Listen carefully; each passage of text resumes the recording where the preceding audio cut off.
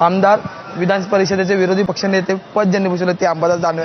Sir, तुमचा पक्ष महाविकास आघाडी आणि सोबतच आता ठाकरे बंधूंची जी चर्चा होती ते म्हणजे राज ठाकरेंचा पक्ष एकत्र येऊन तुम्ही आज रस्त्यावर उतरणार आहात, काय भावना आहेत? खरं तर ही लढाई फक्त आमच्या पक्षाची नाही, ही मतदार राजाची लढाई आहे। कारण मतदाराचाच अवमान इथं होतोय।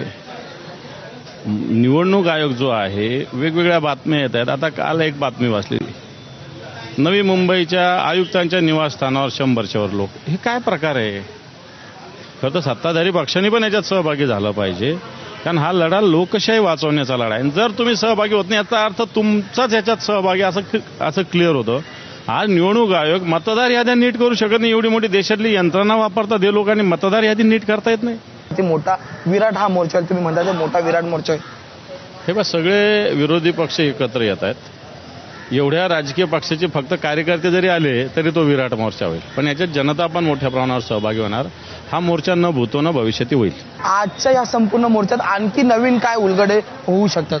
याच्यावरती काय सांगितलं पाहिजे?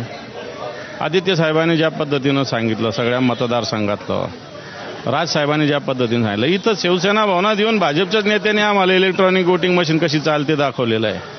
आणि म्हणून मला असं वाटतं या सगळ्या गोष्टीची दखल, जनतेचा रेटा या निवडणूक आयोगाला याची दखल घ्यावी लागेल।